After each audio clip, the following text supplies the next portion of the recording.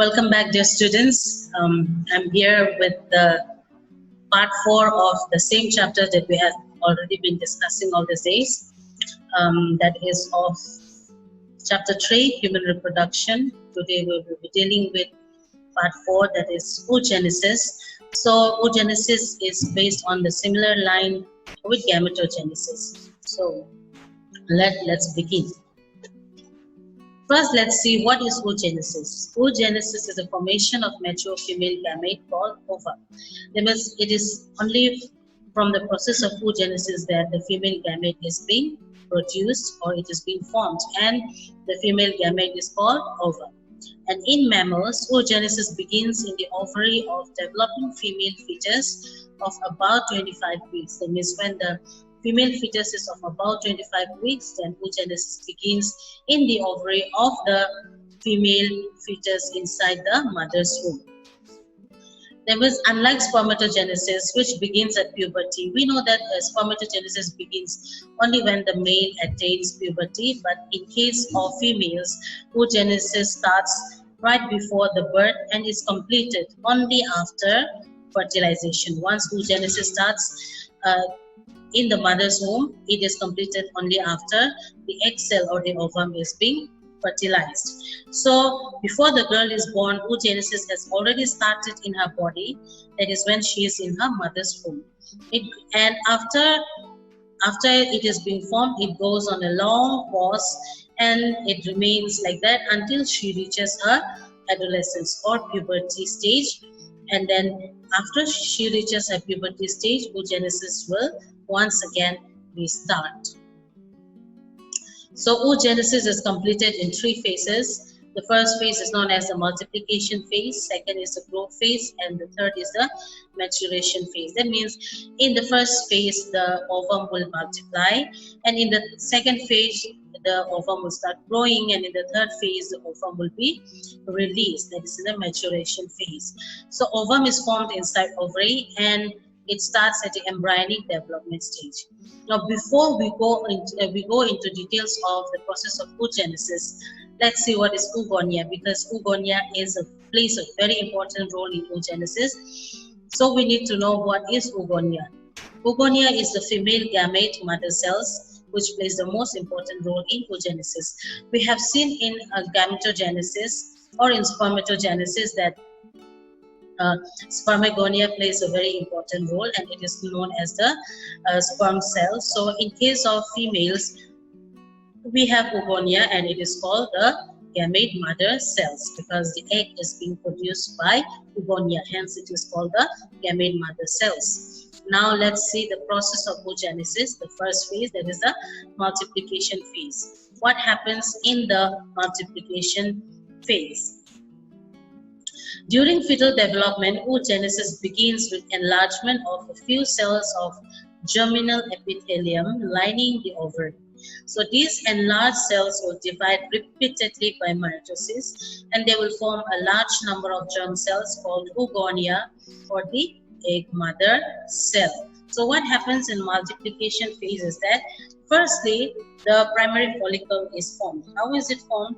Each oogonium will divide repeatedly. Like I've told you about oogonia, so that will first divide itself.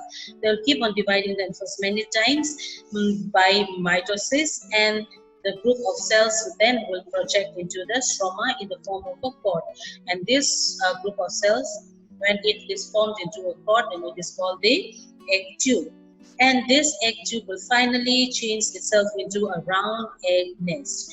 It was initially like a cord, and that's why it's called an egg tube.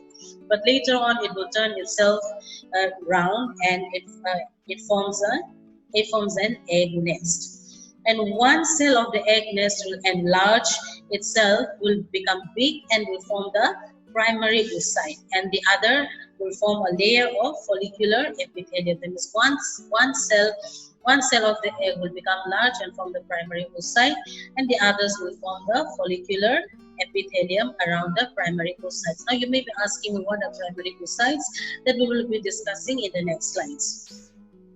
So the primary oocyte along with follicular epithelium is known as the primary follicle. So it is not just the primary oocyte, but along with the primary oocyte, we also have the follicular epithelium. So these two combined will form the primary follicle. And the next step in multiplication phase is the formation of secondary follicle. The primary follicle will change into secondary follicle when it is surrounded by several layers of cells and they form a new theca. Okay, so that is how the secondary follicles are formed. That means when it is surrounded by several layers of granulosa cells, then the secondary follicle is formed. Then we will now see the formation of tertiary follicle. Formation of tertiary follicle, the secondary follicle will transform itself into the tertiary follicle by the appearance of a fluid-filled cavity called the antrum. So that means when you see the cavity, then you will understand that the secondary follicle is transforming itself into a tertiary follicle, and the name of the cavity is called antrum. And this cavity is filled with a fluid. And what is the name of this fluid? The name of this fluid is liquor folliculi. What is the function of this cavity? It provides nutrients to the growing primary oocyte. It is from this fluid that the growing primary oocyte will be getting a lot of nutrients so that it can further undergo division. And due to formation of antrum, the follicular cells of theca are organized into an inner theca interna and an outer theca interna. Next, we have the formation of Graafian follicle here. The mature tertiary follicle will further grow in size to form a mature Graafian follicle. The tertiary follicle will become large in size, and when they become large in size, then they develop themselves into a Graafian follicle, and in this case, the Graafian follicle is a matured one. So let's see the structure of Graafian follicle. The mature mammalian follicle is called the Graafian follicle. It measures about 2.5 centimeter in size. So what is the size of the Graafian follicle? It's about 2.5 centimeter in size. And what is its wall formed of? Its wall is formed of several layers of granular follicle cells. These are the granular follicular cells that you see, the follicular cells. These are formed of granules, so that's why they are known as the membrana granulosa or the granular follicle cells, and they are differentiated into the inner layer and the external layer. So the external layer is known as the theca externa and the inner layer is known as the theca interna. So we also have the nucleus or the germinal vesicle, we have the secondary oocyte, and these are all parts of the ovary. And we also have this cavity here that I was talking about. This is the cavity, that is the follicular antrum. This cavity that you will find here in the Graafian follicle, and it has got a fluid in itself. Okay, and this is the cumulus oophorus, and this cumulus oophorus is attached to the granulosa cells of follicular wall by it is attached to the follicular wall of the granulosa cells, and they lie in the antrum. Okay, so that is all about the structure of Graafian follicle. Now we will see the second phase of oogenesis, that is the growth phase. So we have seen how the egg cells have multiplied itself and how it has formed, it has converted itself into a primary, secondary, tertiary follicle, which later on develops into a mature Graafian follicle. So now we will see the growth phase. What happens in growth phase is that the growth phase of primary oocyte is very long and elaborate, and you will see the following changes taking place in the growth phase. What are the changes that we see in the growth phase? Number one, manifold increase in oocyte. You will see that the number of oocyte has increased in many. Why? Due to the accumulation of food reserve in the ooplasm. What is the ooplasm? Ooplasm is nothing but the cytoplasm of the ovary. So in the ovary, a lot of food is being accumulated, and when a lot of food is being accumulated, the oocytes will increase in number.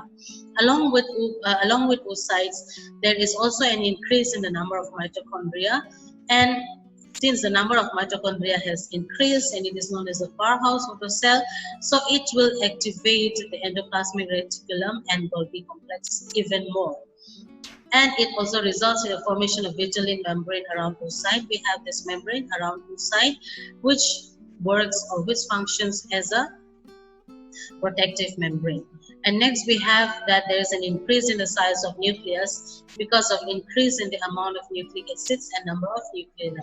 Because the amount of nucleic acid has increased and the number of nuclei has increased, the size of nucleus also increases. And the amplification of rRNA genes that code for large amount of rRNA required for protein synthesis. We will see that large amount of rRNA is required for protein synthesis. Hence, the rRNA genes are being amplified in the growth phase.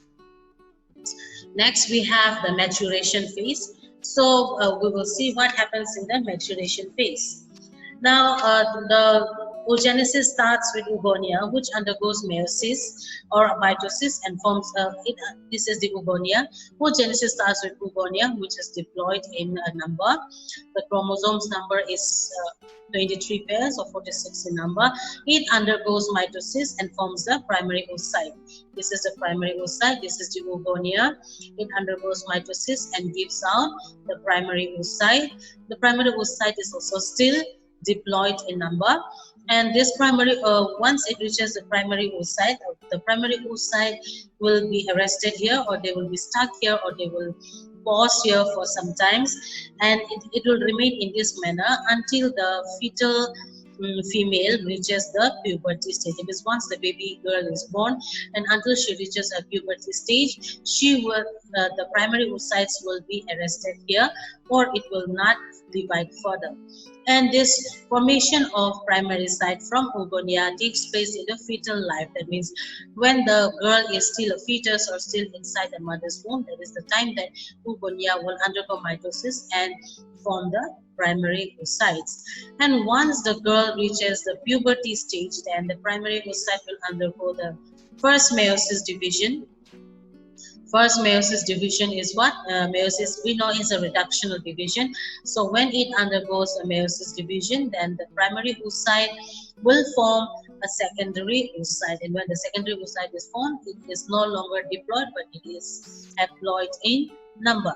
When the primary oocyte is formed, then when the primary oocyte forms the secondary oocyte, along with the secondary oocyte, they also form the first polar body. The polar bodies are very, very tiny in size. And then from the secondary oocyte, you will see that it will further undergo meiosis 2, and it will again form the ovum here, and along with the ovum, it will also form another polar body, which is also very tiny in size. So this ovum that is produced from the secondary oocyte is then released from the Graafian follicle. So we will see that the initial formation of the primary oocyte takes place at the fetus itself, and after that no progress happens in terms of the growth here. It all remains the same. That means the first initiation, that is from here to here, takes place in the fetal stage, and after that it remains the same. Then what happens when this is at rest, or when it is arrested? What happens during the arrested stage? What happens is that the growth of the follicle takes place. I was talking to you about the primary, secondary, tertiary follicles, and also the Graafian follicles. So these follicles are being developed at the arrested stage, and when this follicles are formed, then when the female reaches the puberty stage, then the primary oocytes will be formed, and the primary oocyte will form the secondary oocytes, and the secondary oocyte will form the ovum, and the matured Graafian follicle will rupture, so that the ovum that is being formed here will be released, and that is how the egg is released from the ovary. So now we will see ovulation. How is ovum released? Now, in human female, only one ovum is released at each ovulation during its menstrual cycle. What is ovulation? The release of ovum from ovary is called ovulation. That means when the ovum is released from the ovary, The process of releasing ovum from the ovary is called ovulation. And how is it released? It is in human female, we know that only one ovum is released at each ovulation during its menstrual cycle. Whenever a girl undergoes menstrual cycle, and after that we will find that the girl is ovulating and only one ovum is released when the girl ovulates. So the egg will be released by the rupturing of Graafian follicle. And who will receive the eggs? It is the finger-like projections called embryo who will receive the eggs, and they will push the egg to the fallopian tube. And that is how the egg will get released into the fallopian tube. Now, ovulation is a very, very important process, because if ovulation is not happening properly in any female, that means the female can face a lot of reproductive issues. And the most important issue that needs to be dealt with is that the female may not be able to conceive or have a baby if no proper ovulation takes place. So that is why ovulation is a very, very important process in the reproductive system of a female. So now let's see the structure of ovum, that is the egg cell, which is a very important part. Now we have the zona pellucida. This is the zona pellucida. It forms a very, very thick membrane, and it exists only for sometimes after the egg is being fertilized. That means once the egg is fertilized, then you will find the zona pellucida is present in the ovum just for some times. And what is its function? Why do you see it for some times? Because its function is to act as a protective layer. So this is the layer, and it is a thick layer. So because it is thick, it will protect the egg cell. Next, we have the corona radiata. I know the word corona seems very familiar to you because we are right now dealing with coronavirus. So don't think it has got anything to do with coronavirus. Or you may be saying, oh, females are responsible for coronavirus. No, it's got no relation with coronavirus. It is just a part of the ovum, and it is known as the corona radiata and not coronavirus. Okay, so corona radiata is formed of follicular cells, and it is formed of 2 to 3 layers of cells attached to zona pellucida. So the cells of corona radiata are here, so they are attached to the zona pellucida. And what is their function? Their function is to supply proteins to the cell. That means all the nutrition in the ovum is provided by the corona radiata. Because of the corona radiata, that it provides protein, and the ovum or the egg cell is able to grow in size. Next is the vitelline membrane. It is nothing but the plasma of the egg cell, and it controls the entry and exit of substances. It is a vitelline membrane that will control the entry and exit of substances. There are sometimes some substances that will try to enter inside the egg cell. At that time, it is this vitelline membrane that will decide if the substance should be entering inside the egg cell or not. And also, depending on that, it will control the entry and exit of substance. And the space between the membrane is known as the perivitelline space. Next, we have the ooplasm. What is ooplasm? Ooplasm is nothing but the cytoplasm of the ovum. Just like we have cytoplasm in cells, so here also we have the cytoplasm. And because we are talking about ovum and oogenesis, so that's why the cytoplasm is given the name ooplasm here. The name is given ooplasm instead of cytoplasm. Next, we have then what is the function of this ooplasm? Function is again to supply nutrients to the growing embryo, because the zygote will develop itself into an embryo. So when it is developing itself into an embryo, it needs a lot of protein, it needs a lot of nutrition. So all this has been provided by the ooplasm to the growing embryo. And next we have the germinal vesicle. What is the germinal vesicle here? It's nothing but the nucleus. So it is the nucleus of the egg cell, and the nucleus contains the genetic material. Just like the sperm cells has got its genetic material in the head of the sperm, the ovum also has its genetic material, and that is in the nucleus or in the germinal vesicle. Next we have the germinal spore, although it is not labeled here. Germinal spore is here inside the nucleus, that is the nucleolus. And the nucleolus forms the dense portion that is present in the nucleus. So the zona pellucida and corona radiata plays a very, very important role in the ovum, because zona pellucida, it functions as a protective layer, and the corona radiata provides a lot of nutrition to the growing egg cells. So that is why these two are very, very important part of the ovum. And then because they provide nutrients and they also protect the cell.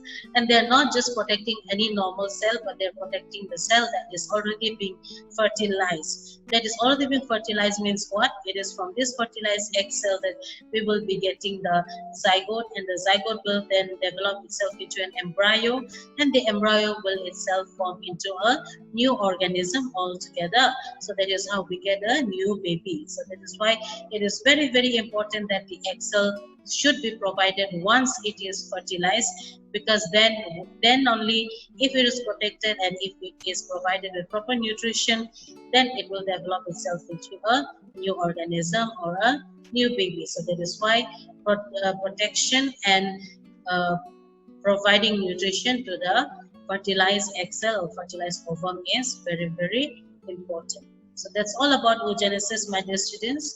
I'll come back to you with yet another topic of the same chapter. That will be part 5. So till then, you stay at home, learn at home, stay safe and save lives. Bye.